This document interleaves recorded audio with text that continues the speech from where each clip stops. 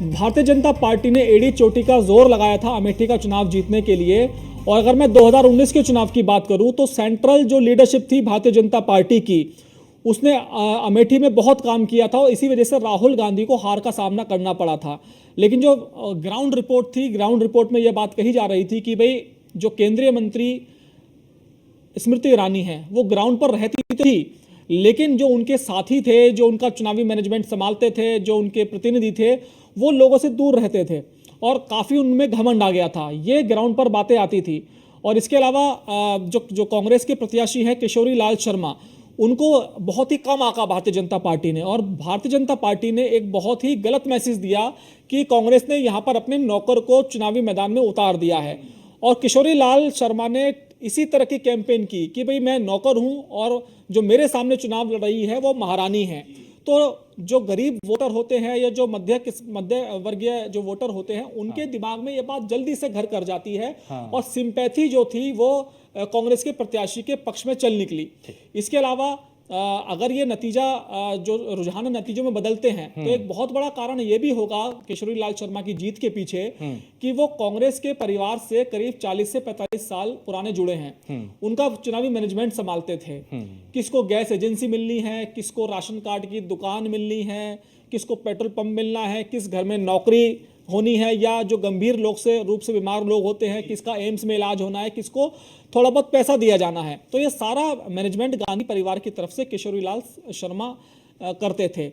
तो कहीं ना कहीं उनके फेवर में सारी बातें जाती थी, जो कि रुझान में साफ तौर पर नजर आ रही है। अनुराग जी, एक चीज हमने भी ये देखी कि हम जब ग्राउंड जीरो पे गए हमने कई जगह कार्यक्रम किए, लोगों का फीडबैक लिया, लोगों के मूड को जाना। उसमें हम पहले एक अपडेट देते हैं अपने दर्शकों को। मथुरा से हेमा मालिनी जो है वो 1 लाख वोटों से आगे चल रही हैं। बहुत बड़े अंतर उनकी दिखाई दे रहा है वोटों में। एटा से बीजेपी के राजवीर सिंह लादू जो है वो आगे चल रहे हैं। और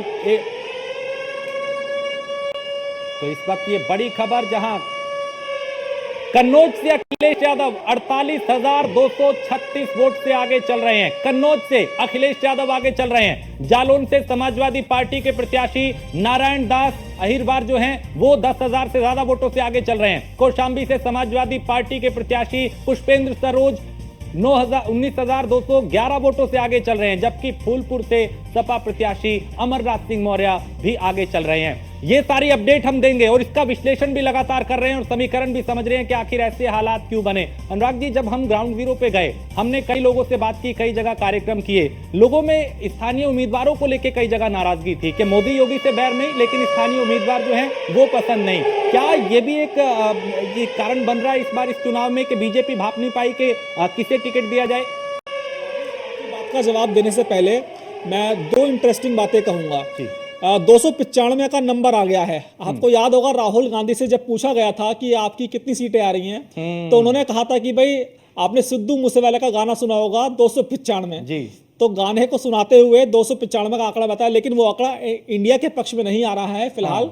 वो आंकड़ा एनडीए के पक्ष में पहुंच चुका है और इंडिया गठबंधन 229 सीटों पर आगे चल रहा है और 295 पर एनडीए आगे चल रहा है। इसके अलावा जब एग्जिट पोल आए थे और आज जब ईवीएम से वोट निकल रही हैं, तो उसमें ऐसा लग रहा था कि भाई शुरुआत में कि टेस्ट, ये बिल्कुल टेस्ट मैच है, लेकिन यहाँ तो 2020 नजर आ रहा था।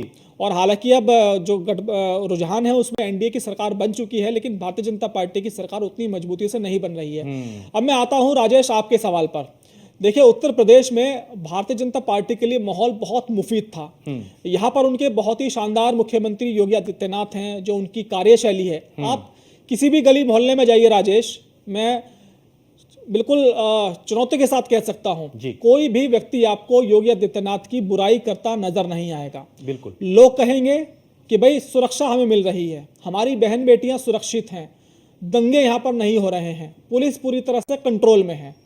इसके अलावा अगर हम गरीबी क्षेत्र में जाएं और राशन की दुकानों पर जाएं, तो लोग कहते हैं कि प्रधानमंत्री नरेंद्र मोदी की योजनाओं का जवाब नहीं। हमारा प्रधानमंत्री आवास योजना के तहत घर भी बन गया है और हमें राशन भी मिल रहा है। हमारे घर में उज्ज्वला योजना के चलते गैस भी आ गई है और बिजली का कनेक्शन भी हमारे घर में लग गया है। भले ही उसका बिल आता हो, फ्री में नहीं चल रहा, पहले तो कटिया डाल दी जाती थी, लेकिन अब वो कटिया तो बंद हो गई है। लेकिन आप समझिए कि लाभार्थी योजना और उत्तर प्रदेश में योगी आदित्यनाथ ने जो सुरक्षा दी थी जी। उसका ये बहुत बड़ा कॉकटेल था। लेकिन उसके बाद राम मंदिर का आप देखिए उद्घाटन हुआ तो माहौल बिल्कुल राममय हो गया। ऐसा नहीं लग रहा था कि उत्तर प्रदेश में समाजवादी पार्टी और कांग्रेस के लिए थोड़ी सी भी कोई जगह बाकी बची है। लेकिन भारतीय जनता पार्टी से चूक हुई, वाकई चूक हुई टिकट डिस्ट्रीब्यूशन में। और जो भारतीय जनता पार्टी के जो रणनीतिकार थे, मेरी लगातार उनसे बात हो रही थी और हम पत्रकार लोग बात करते थे जी। ये वो कह रहे थे कि उत्तर प्रदेश में कम से कम 50% जो टिकट है वो काटे जाएंगे, यानी कि जो सिटिंग गेटिंग का फॉर्मूला नहीं चलेगा। लेकिन जब चुनावों का वक्त आया, भारतीय जनता पार्टी ने सर्वे कराया तो उनको लगा कि भाई हमारी तो सरकार बन रही है, हम लोग 400 के पार जा रहे हैं। तो ये जो आत्मविश्वास से लबरेज भारतीय जनता पार्टी थी तो वो कहीं ना कहीं उसको ले डूबी।